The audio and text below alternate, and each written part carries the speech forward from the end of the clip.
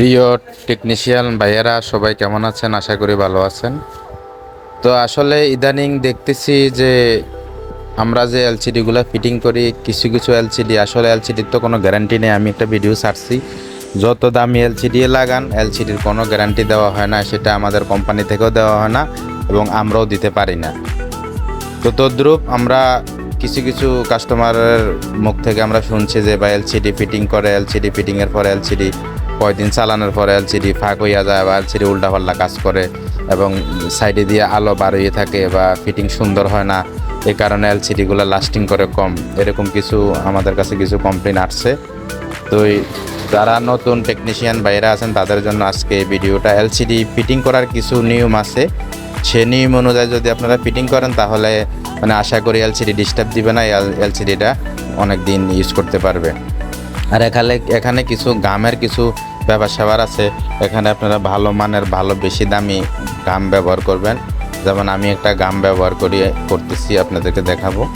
হ্যাঁ, তো এই বাইয়ের এলসিডিটা ভিভো 91C একটা মোবাইলের এলসিডি, বাইয়ে বাক্সার থেকে আইসে। তো বাইয়ের একটা এলসিডি আমি ফিটিং দিমু।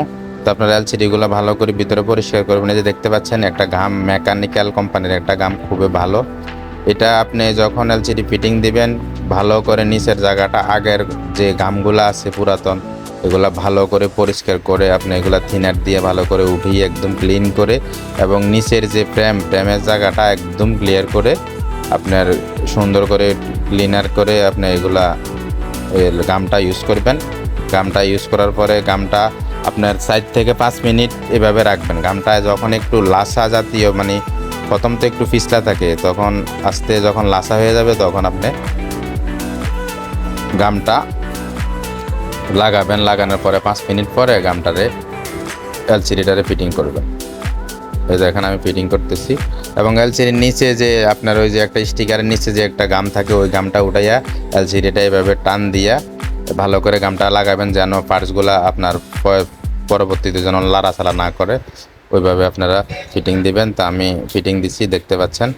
এইভাবে যদি ফিটিং দেন আশা করি এলসিডি ডিস্টার্ব দিবেন এবং ফিটিংও অনেক সুন্দর হবে। তো ঠিক আছে, ভিডিওটা ভালো লাগলে লাইক এবং কমেন্ট করবেন এবং আপনাদের মতামত জানাবেন। তো সবাই ভালো থাকেন, সুস্থ থাকেন। আশা করি আপনারা বুঝতে পারছেন। যারা নতুন টেকনিশিয়ান ভাই আছেন তাদের জন্য আসলে বিশেষ করে ভিডিওটা করা। তো আপনাদের যদি কোনো সমস্যা হয় তাহলে আপনারা আমার ভিডিওটা দেখে আপনারা মোবাইল এলসিডি ফিটিং করতে পারবেন। তো আমাদের কিছু কিছু এলসিডি ফিটিংয়ের কারণে আসলে কিছু কিছু এলসিডি সমস্যা দেখা দেয়, তো আমরা সেদিক দিয়ে আমরা লক্ষ্য রাখবো। তো ঠিক আছে, সবাই ভালো থাকেন। আশা করি ভিডিওটা শেয়ার করবেন এবং আপনাদের ব্যক্তিগত মতামত জানাবেন। তো ঠিক আছে, সকলে ভালো থাকেন। খোদা হাফেজ। ভাইজান, এই যে এলসিডিটা যে লাগাইছে আপনার, এলসিডিটা রাবার টাবার দেই নাই, এমনি কেমনে কিরকম ফিটিং কিরকম হয়েছে? মোটামুটি ভালো ফিটিং হয়েছে ইনশাল্লাহ। আচ্ছা ঠিক আছে। ভাইয়ে আইছিল, ভাই অনেক দূরের থেকে, বাক্সার থেকে আইছে। ওনার এলসিডিটা আমি লাগাই দিছি, খুব সুন্দর একটা ফিটিং হয়েছে বলতেছে। উনি কোথায় একটা এলসিডি লাগাইছে আগে, এলসিডিটা ফিটিং এর কারণে এলসিডিটা ডিস্টার্ব দিছে। এখন ওই বাক্সার বাজারে মনে হয় লাগাইছে, ওখানে লাগানোর পরে একটু ডিস্টার্ব দিছে। তো কে জানে বলছে যে বিজরা বাজার লিটন টেলিকমে যাইলে ভালো একটা ফিটিং পাইবেন, ওখানে যাইয়েন, দামও কম টম রাখবে। তো ভাই আমার কাছে আইসে, মালটা ফিটিং দিছি। এই মোবাইলটা এমনিতে দেখান তো ভাই, আলো দেন। এই যে এই মোবাইলটা, এটা হলো ভিভো Y91C, এটা এলসিডি লাগাই দিছে, কোনো রাবার টাবার লাগাই নেই, এমনিতে ফিটিং হয়ে গেছে। তো ঠিক আছে ভাই, ভালো থাকেন। হ্যাঁ।